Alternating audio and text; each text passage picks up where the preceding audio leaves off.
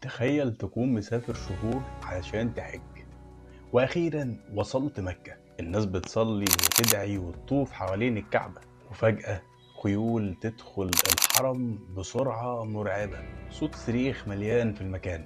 الناس كلها متأكدة وفاكرة إن محدش يقدر يعتدي على بيت الله الحرام. لكن اللي حصل سنة 317 هجريا كانت صدمة هزت العالم الإسلامي كله. أيوة، هنتكلم عن القرامطة.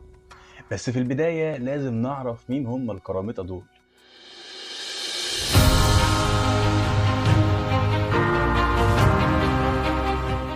القرامطة جماعة ظهرت في البحرين والأحساء. دايما كان عندهم أفكار متطرفة وغريبة، وزعيمهم واحد اسمه أبو طاهر القرمطي. الراجل ده على قد ما هو كان صغير في السن، لكن كان راجل مرعب. قاد هجمات كتير على قوافل الحجاج، سرق أموال، قتل مسلمين كتير جدا. لكن محدش كان يتخيل إنه يستجرأ في يوم من الأيام ويهاجم مكة. تبدأ معانا القصة سنة 317 هجريا. الناس جاية من كل مكان لمكة علشان يحجوا، آلاف الحجاج حوالين الكعبة. وفجأة في لحظة صمت جيش القرامطة دخل مكة. والروايات التاريخية بتقول إن هم قتلوا أعداد ضخمة جدا، اللي كان بيجري واللي كان بيستخبى واللي مات وهو ماسك ستار الكعبة. شايف كل ده؟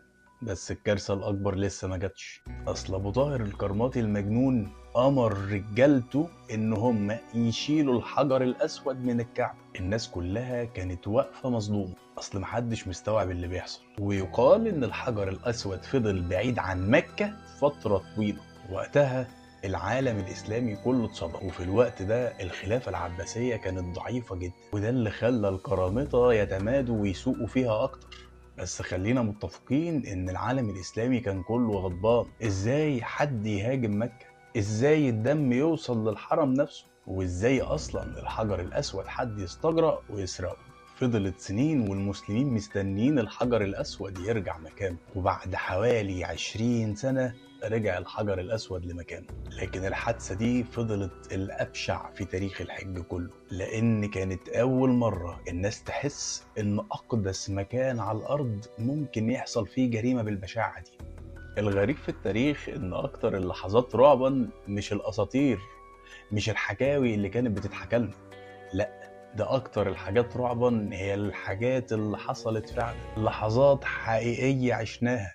ولحد النهاردة حادثة القرامطة لا تنسى عند المسلمين. ولو عايز تعرف تاريخك ما تنساش اللايك والفولو، واكتب لي في الكومنتات ايه الموضوع اللي عايزني اكلمك عنه المرة الجاية.